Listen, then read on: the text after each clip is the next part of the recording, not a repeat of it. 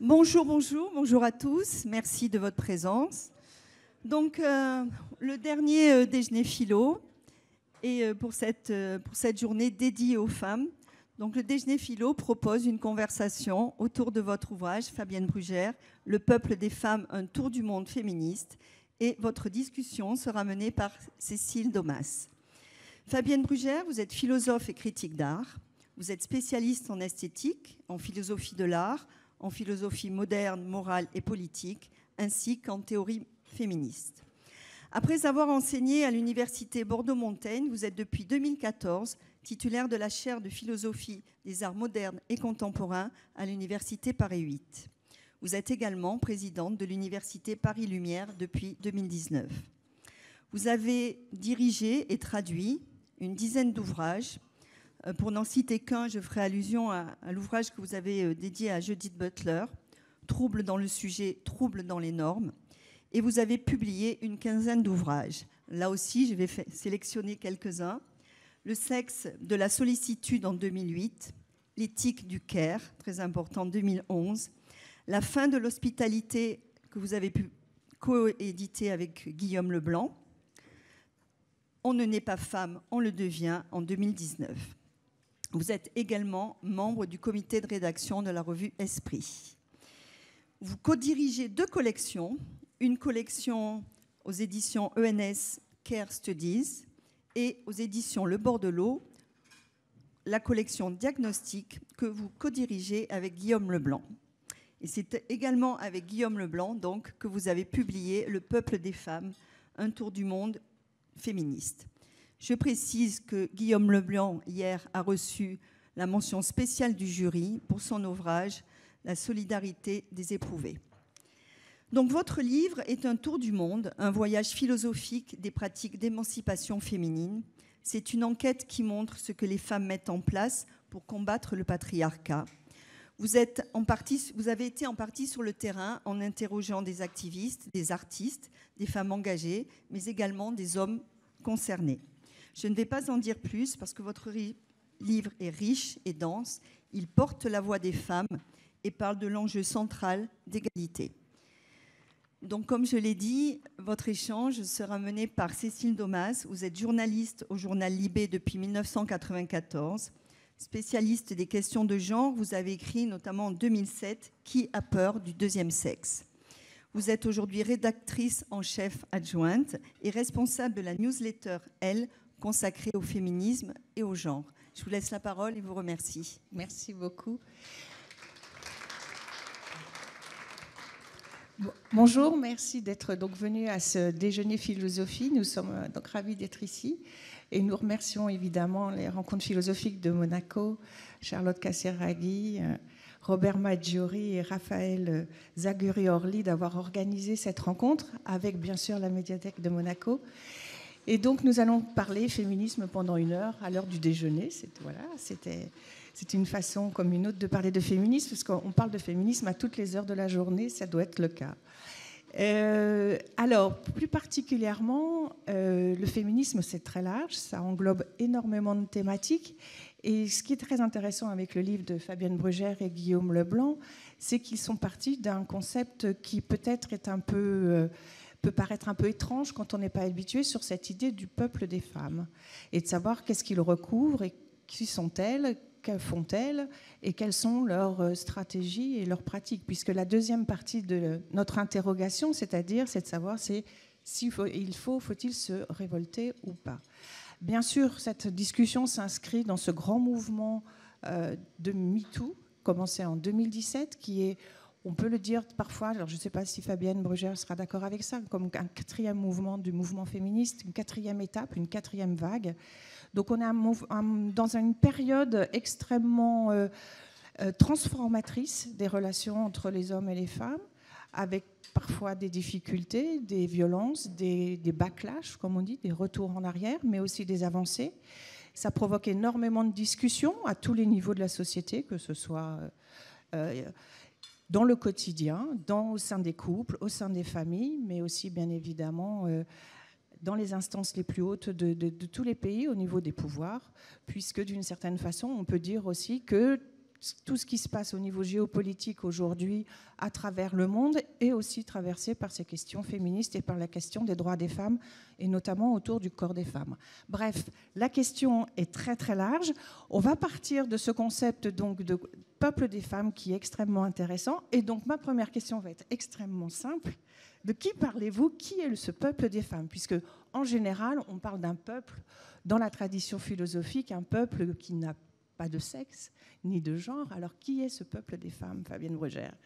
Je pense que voilà. C'est un peu provocateur, cette référence au peuple, parce que bien sûr, le peuple, c'est d'une part ce qui est déterminé parfois par une nation, le peuple français, le peuple anglais.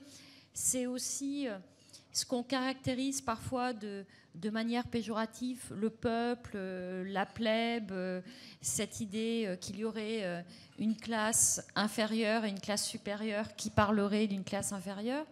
Et puis le peuple, c'est aussi ce qu'en fait Rousseau, à travers l'idée que c'est ce collectif qui organise une souveraineté politique. Donc en fait, c'est vrai que si on reprend ces trois déterminations du peuple, forcément le peuple des femmes, ça ne convient pas.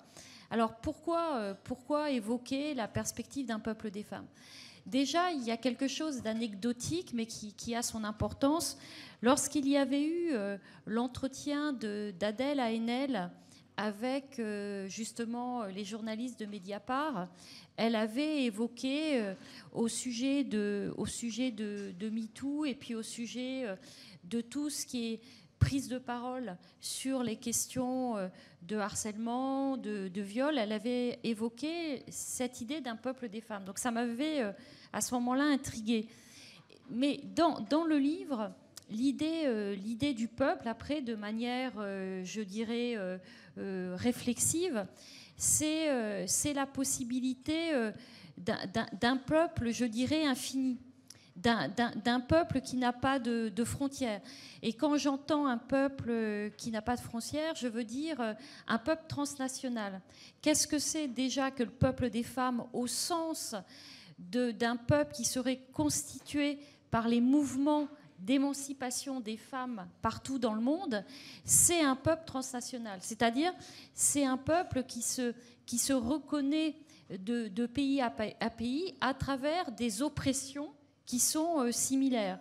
Et la dimension transnationale de ce peuple, elle se pense particulièrement bien à l'âge des réseaux sociaux.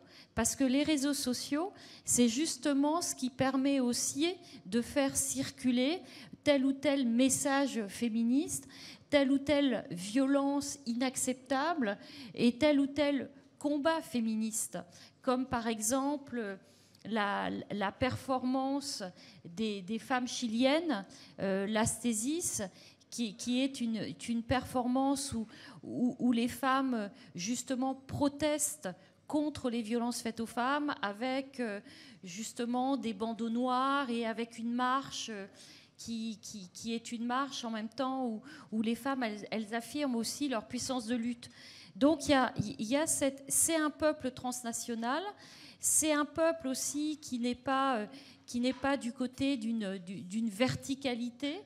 C'est aussi l'établissement de relations d'égalité, et c'est surtout un peuple ouvert.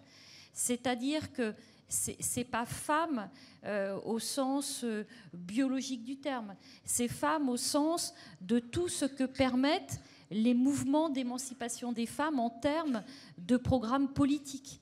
Donc c'est un programme politique aussi, ce peuple.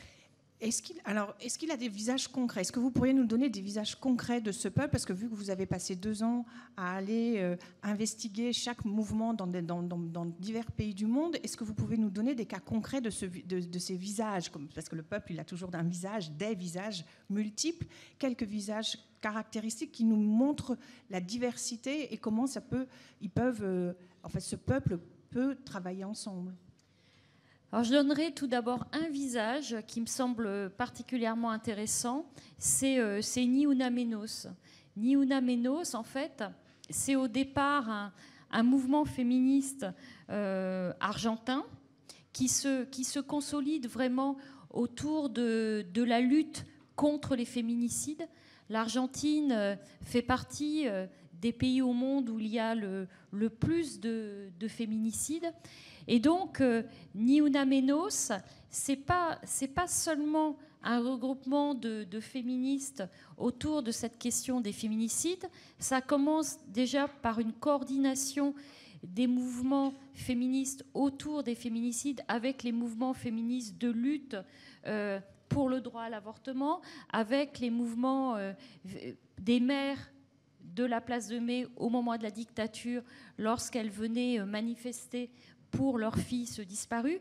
Enfin, Ni Una Menos, c'est un mouvement qui fait peuple, parce que déjà, ça coordonne plein de féminismes différents, plein de situations de femmes, des jeunes filles, des mères, voilà, et donc des paysannes, vraiment, c'est quelque chose de très fort. Et c'est transnational, parce qu'en fait, Ni Una Menos se structure autour d'un mode d'action qui est celui de la grève, et la grève telle qu'elle est pensée par Ni Una Menos, elle est pensée en coordination avec d'autres grèves dans d'autres pays, en coordination avec des grèves en particulier qui commencent en Pologne, qui vont ensuite en Italie, en Espagne, qui vont en Argentine.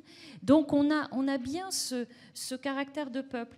Et en plus, à mon avis, il y a quelque chose d'autre qui fait peuple aussi dans Ni Una Menos. Quand je dis programme politique, c'est le manifeste de Ni Una Menos. Et justement, j'en profite du coup pour vous en lire un tout petit passage, parce que justement, le texte du manifeste lui-même fait peuple. Et donc, je vous lis juste le début. Depuis 2015, chaque 3 juin, nous poussons un cri puissant et féroce. Des centaines de milliers de personnes se retrouvent dans les rues pour être la voix de celles qui n'ont plus de voix, les victimes de la violence féminine. Nous mettons du corps, des mots, des banderoles et des affiches pour dire que la violence masculine tue, et pas seulement quand le cœur s'arrête de battre. Parce que la violence machiste tue aussi, à petit feu, quand elle restreint les libertés, la participation politique et sociale, la possibilité d'inventer d'autres mondes, d'autres communautés, d'autres liens. Je trouve que dans ce passage, tout est dit en termes de peuple. D'abord, le rapport à la rue. Le peuple des femmes, c'est souvent un peuple qui se constitue dans les marches. Les marches, par exemple, aux États-Unis contre Trump, lors des premières années de la présidence de Trump, pour réagir face à ses propos sexistes. C'est le mouvement aussi Ni Una Menos à Buenos Aires, avec justement l'occupation, par exemple, de la place à côté du Sénat, qui est vraiment une occupation de masse. Donc il y a toute cette idée de la rue, il y a toute cette idée aussi des porte-voix et des moyens de soutenir les voix. Comment on fait parler toutes ces victimes qui ne peuvent plus parler, qui ne peuvent pas parler, ou qui tout simplement sont mortes, parce que Ni Una Menos, c'est vraiment pas une de moins. Donc arrêtons les féminicides. Et puis ensuite, c'est les corps, les mots, les banderoles, les affiches. Donc tout ce qu'il y a aussi de très matériel dans ce peuple des femmes. On pourrait citer par exemple les foulards verts, justement des assemblées argentines. On pourrait aussi citer la couleur violette telle qu'elle est utilisée par exemple par nous toutes en France. Donc il y a toute la matérialité à travers un certain nombre finalement soit de couleurs, soit d'affiches. Et puis enfin, il y a toute la référence aux libertés et à l'idée qu'un peuple des femmes, c'est un peuple qui réclame la liberté ou l'émancipation. Alors, justement, en Pologne, en ce moment, il y a des manifestations Comme vous le savez, la Pologne a adopté en 2021, enfin a interdit l'IVG, et donc il y a une jeune femme qui est morte fin mai, une femme d'une trentaine d'années, et ça fait tout un scandale dans le pays. Et là, justement, il y a des manifestations dans la rue, comme vous dites, donc cette occupation de la rue, et avec une reprise de Ni Una Menos en Pologne. Est-ce que ces mouvements sont quand même... Ce peuple est, disons, mobilisé par les questions du corps et du corps féminin et de la spécificité du corps féminin, et notamment, comme on l'a vu, avec cette remise en cause du droit à l'IVG, même dans des pays qu'on pensait plus ou moins préservés, comme les États-Unis.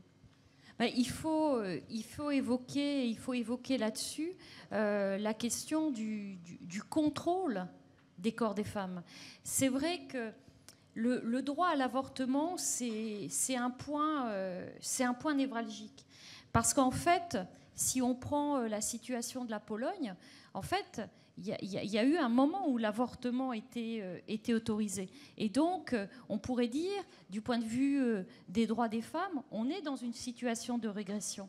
De la même manière, aux États-Unis, avec les dernières décisions de la Cour suprême, on est aussi dans le cadre d'une limitation du droit à l'avortement.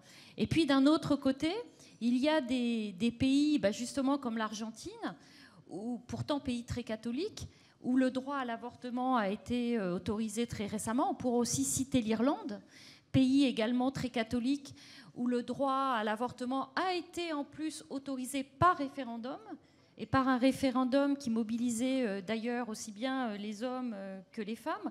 Donc l'avortement, c'est presque une question géopolitique.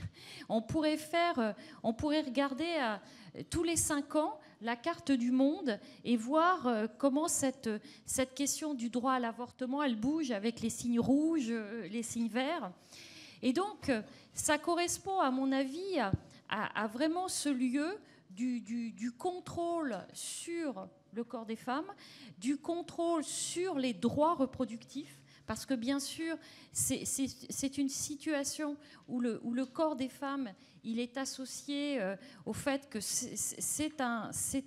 il est considéré comme un véhicule de la reproduction. Et donc, c'est en ce sens que l'on s'autorise dans les sociétés à vraiment vouloir codifier l'avortement et à vouloir l'interdire. Mais c'est quand même incroyable de penser que sur cette question-là, on ne laisse pas les principales intéressées décider, c'est-à-dire les femmes. Et donc forcément, on est dans le registre de la conception d'un corps comme propriété. Mais la conception d'un corps comme propriété, ça peut amener à plusieurs choses.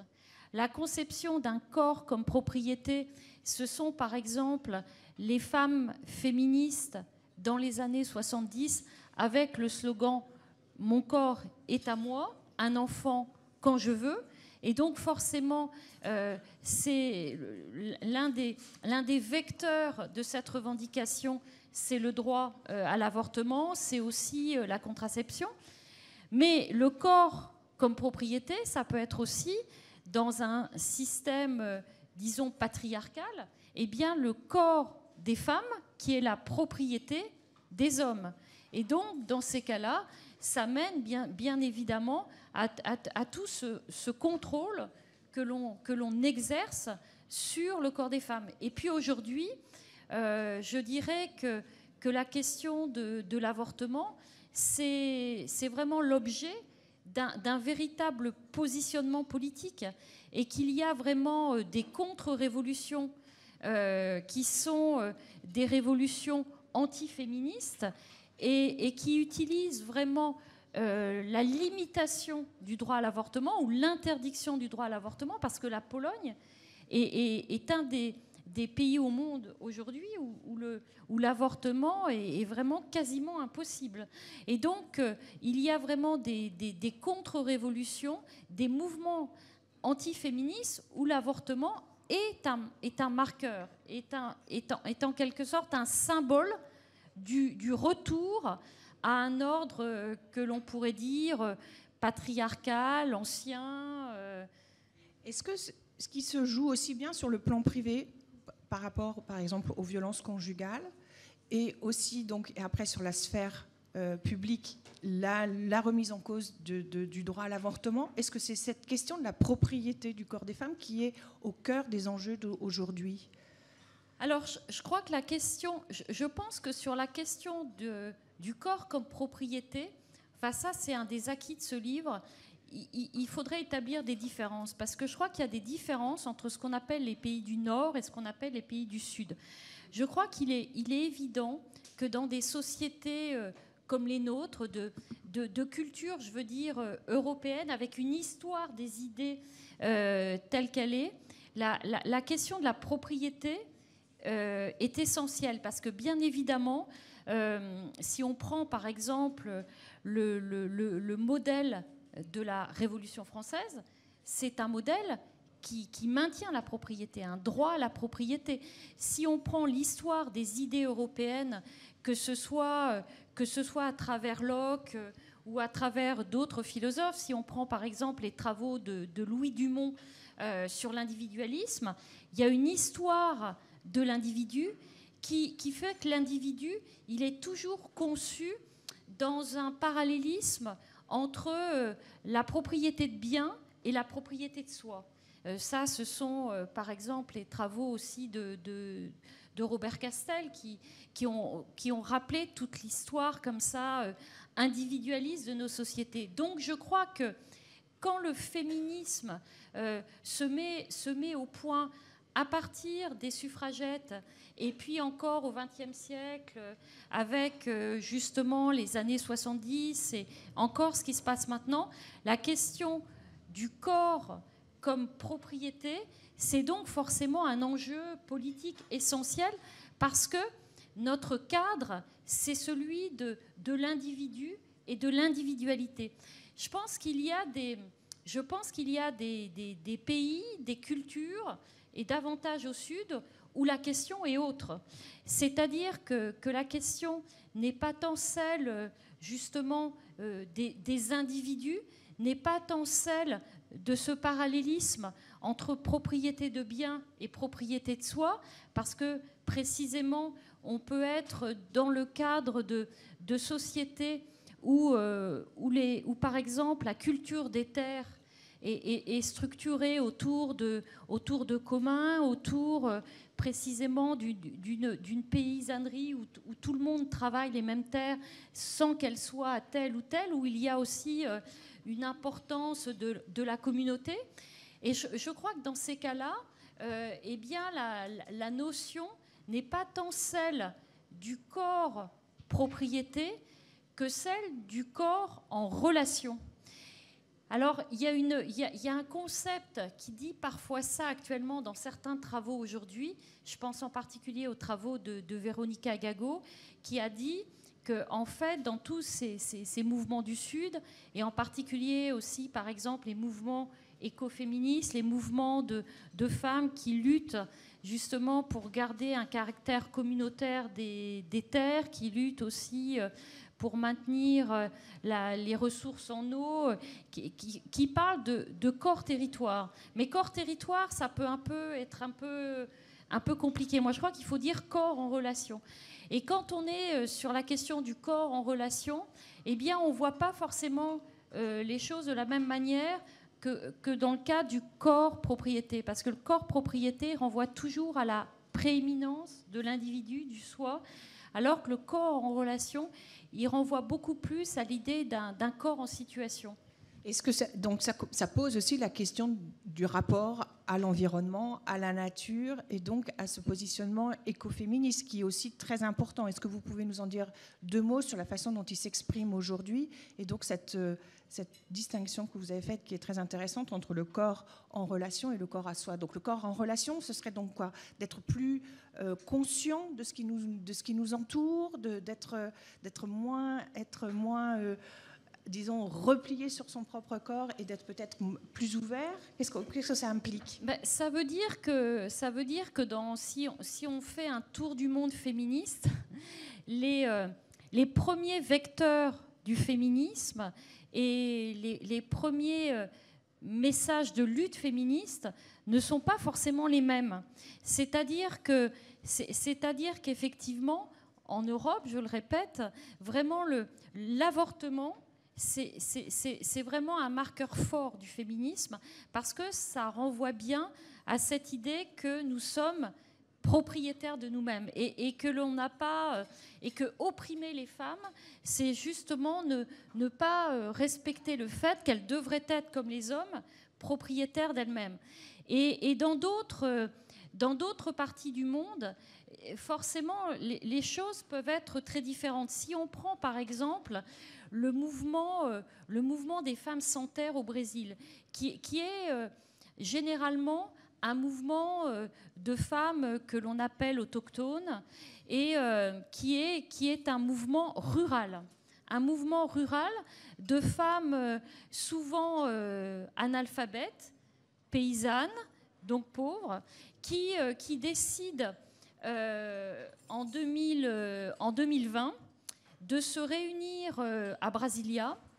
Elles vont venir de tout le Brésil, elles vont emmener avec elles tout ce qu'elles produisent ici ou là au Brésil. Et l'idée, c'est de pouvoir construire une assemblée qui soit une assemblée de discussion sur la propriété des terres et de revendication justement de terres qui sont cultivées en commun et qui n'appartiennent pas à telle ou telle personne. Bref, le contraire de ce qui se passe dans le second discours sur l'origine de l'inégalité, quand Rousseau dit qu'il y a un moment quelqu'un qui dit « ceci est à moi » et que c'est le début justement des inégalités. Ces femmes-là, en fait, elles défendent l'idée qu'on ne doit pas dire « ceci est à moi » et qu'on doit pouvoir finalement construire et maintenir surtout une économie comme ça collective. Donc elles se réunissent et elles mettent au point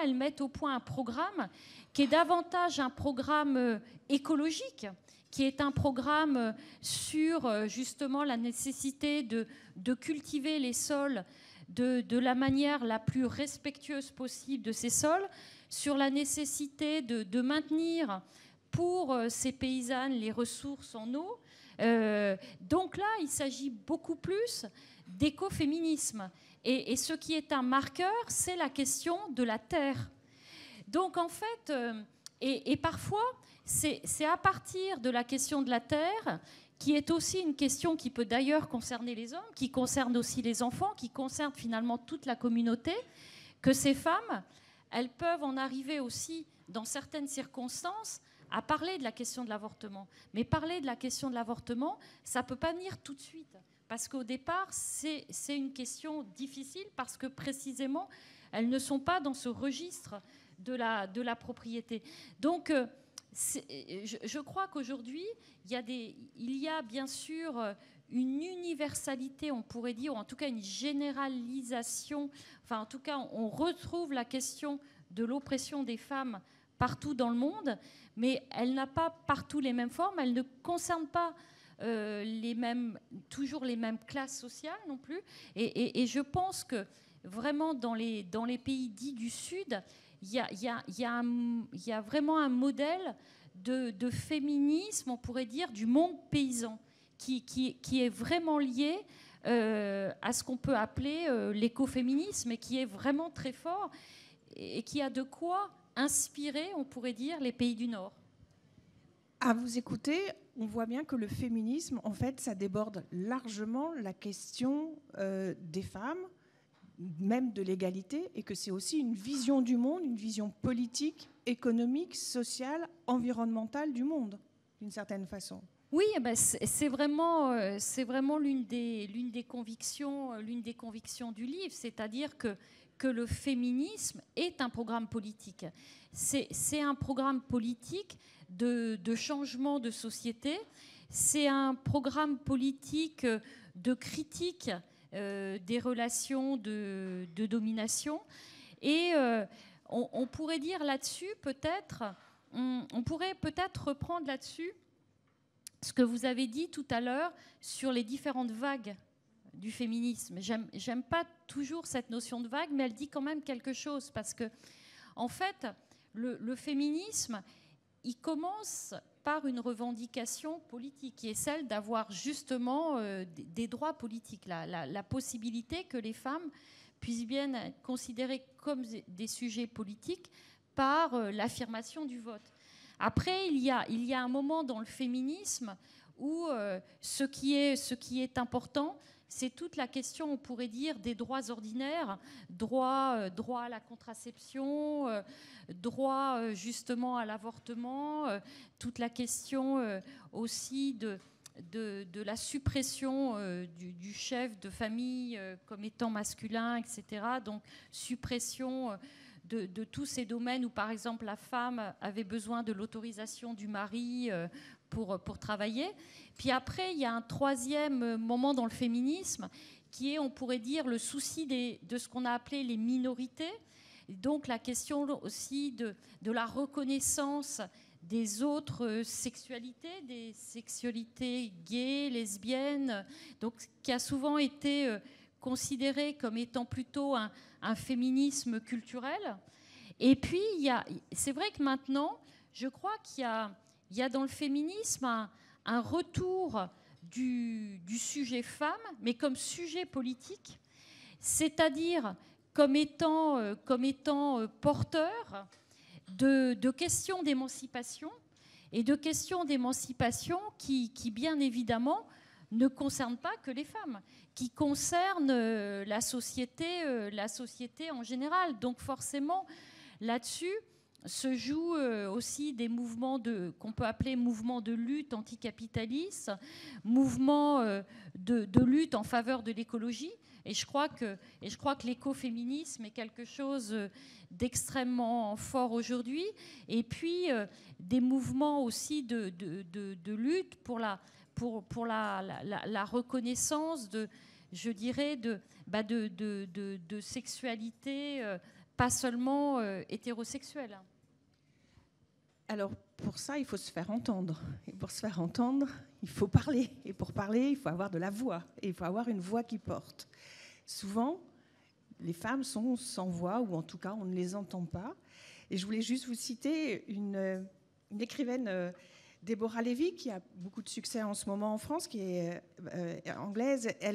Dans Ce que je ne veux pas savoir, un des livres qu'elle a publié récemment aux éditions du Sous-sol, elle dit: pour devenir écrivain, j'avais dû apprendre à interrompre, à parler haut, à parler fort, puis bien plus fort, et à revenir simplement à ma propre voix qui ne porte que très peu. Donc, est-ce que les femmes, elles ont un problème de voix, et donc pour se faire entendre? Alors, je ne parle pas de voix physique, mais de voix politique, pour se faire entendre. Vous l'avez bien dit, elles sont dans la rue, elles sont mobilisées, mais est-ce qu'on les entend? Est-ce qu'on entend cette voix? En fait, il y a plusieurs niveaux de réflexion sur la notion de voix. Il y a le fait, bien sûr, de vouloir porter une voix, de vouloir se faire entendre. Et là-dessus, il y a une dimension individuelle de la voix, mais il y a une dimension aussi collective de la voix. Mais quand on parle d'une dimension collective de la voix, ça suppose justement de pouvoir construire cette voix. Donc les assemblées, les grèves, les marches, les réunions, c'est précisément des manières de constituer cette voix. Donc il y a déjà toute cette question de la constitution de la voix. Cette question de la constitution de la voix et de la constitution des voix, elle est particulièrement symptomatique dans MeToo.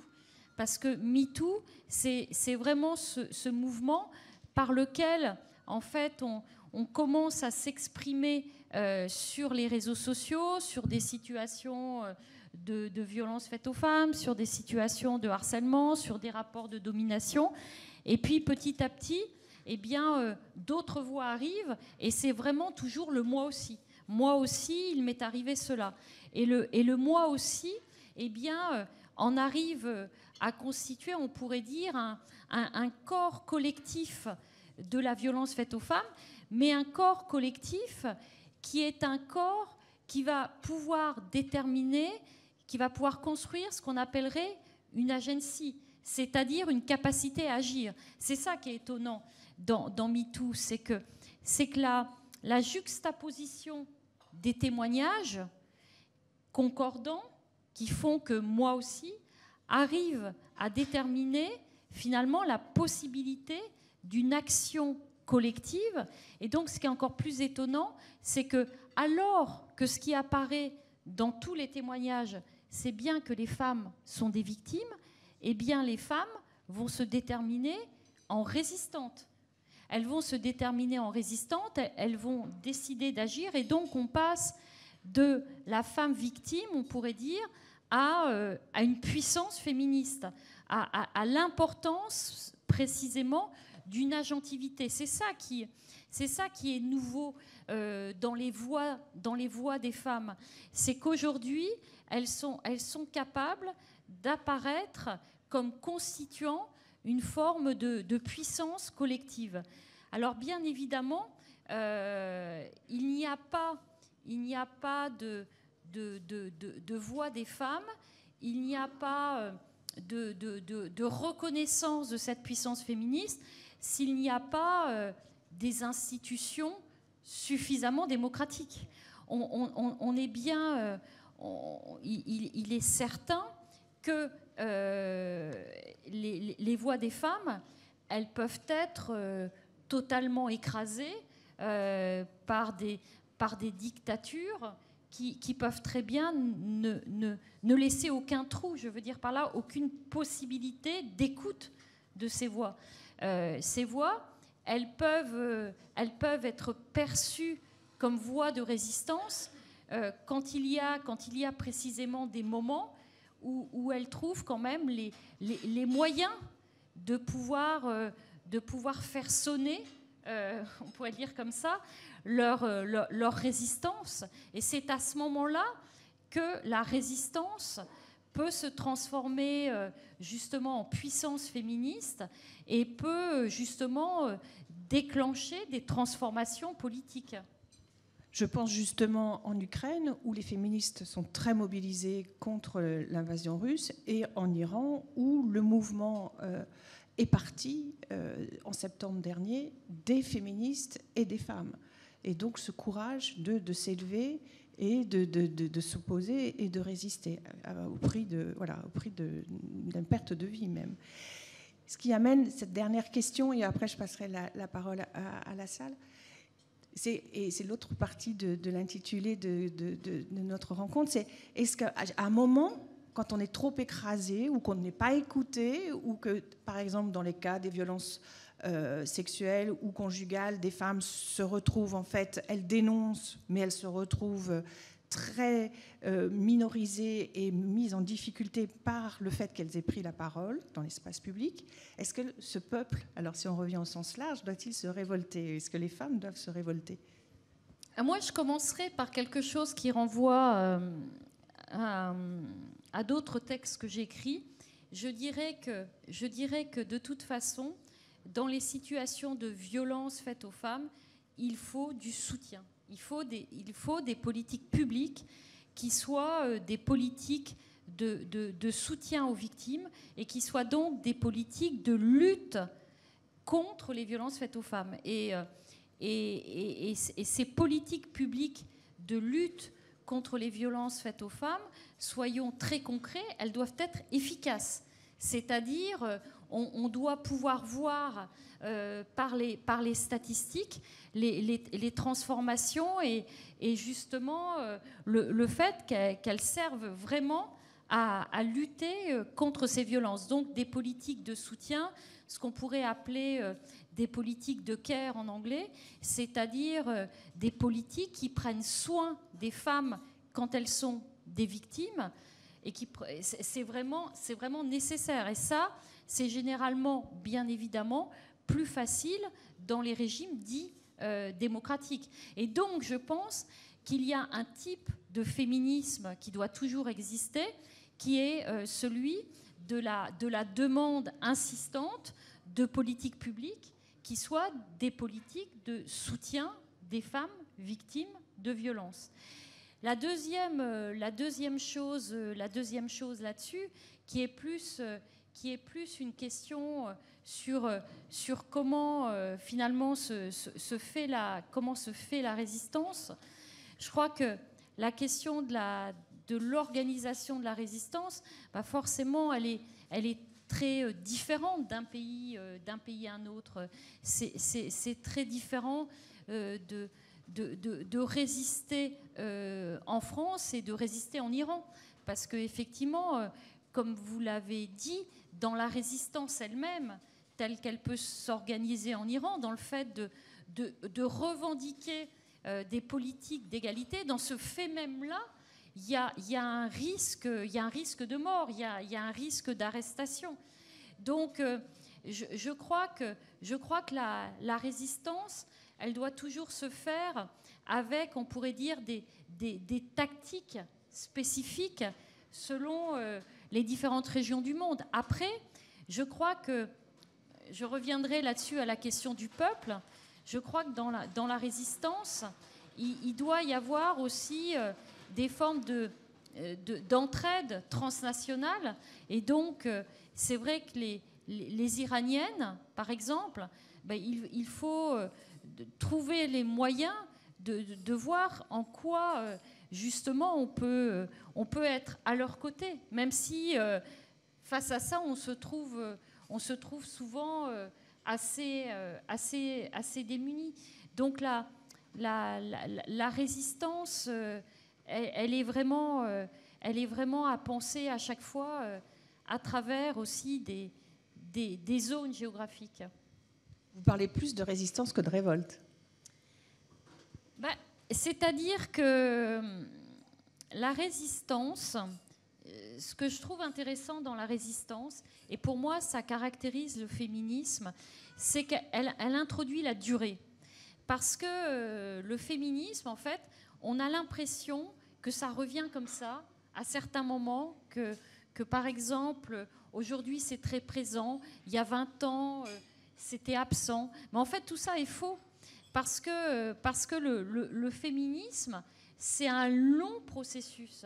C'est justement, par exemple, si on reprend l'exemple de l'Argentine, c'est d'abord les mères de la place de Mai qui ne se disaient pas en tant que telles féministes, mais qui venaient manifester là pour retrouver leur fils. Donc c'était en même temps quelque part assez traditionnel. C'était un rapport mère-fils.